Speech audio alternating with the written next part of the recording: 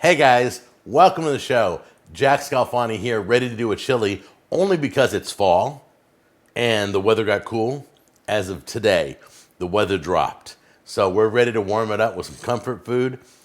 Today we're gonna do things a little bit different. Normally I show you all the ingredients up close. Today I'm gonna show you, there's no reason to show it to you twice.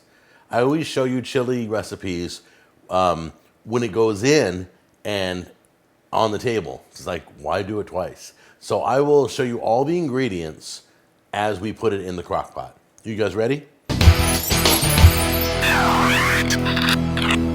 Our first thing we're gonna do is roast all our vegetables.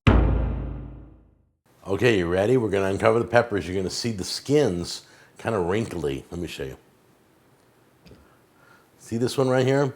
See how the skin comes right off? That's called roasting your peppers. Just take the skin off each one of your peppers. You don't have to do the real tiny ones if you don't want to, or if you want to, you can. But just pull the skin off. It'll come off super easy if you sweated them correctly. You roast them, then you close it up and sweat them, and this layer here comes right off. Grab our cubed pork. You want to cube up your pork and then brown it in the skillet. So we're going to go do that on the stove right now. Before we put it in, we want to pre-cook it. All right, first thing we're going to put in is the roasted onions and celery. Next thing we're going to do is 2 chipotle peppers in adobo sauce. Then we put the roasted peppers in. Then some of these ortega chilies, not the whole can. I'll probably use half of them.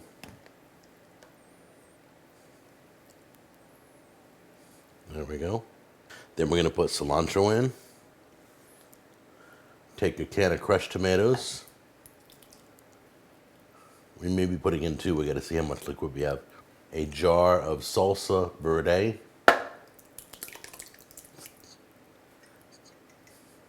Don't forget the recipe is down below, so you don't have to worry about these measurements.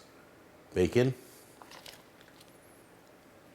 Now all the pork that we browned and cooked, we're going to place that in there. But be careful, you don't want the grease and the juice and all that. So you're going to use tongs to grab the meat and place your meat in there carefully, or a scooper. I just grabbed tongs because that's all I pictured. All right, we're going to put in our seasoning now. We're going to put a dash of cinnamon in.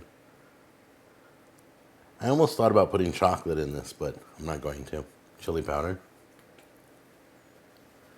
A little bit of cayenne pepper. Can't put too much in like I want because Tammy's dad is coming over for dinner tonight. I don't want to burn his guts out. A little bit of pepper. Lots of cumin.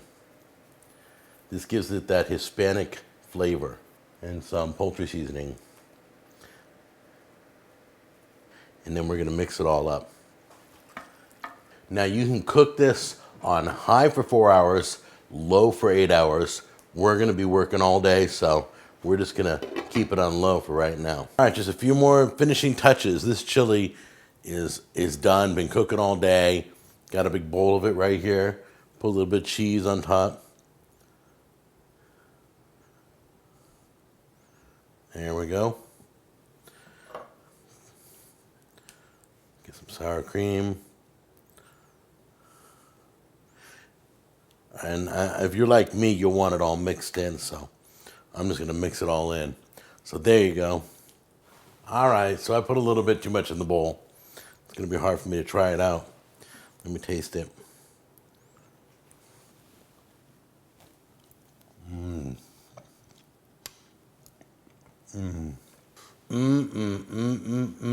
That is warming to the soul.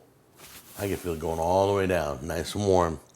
So delicious, all these great roasted vegetables.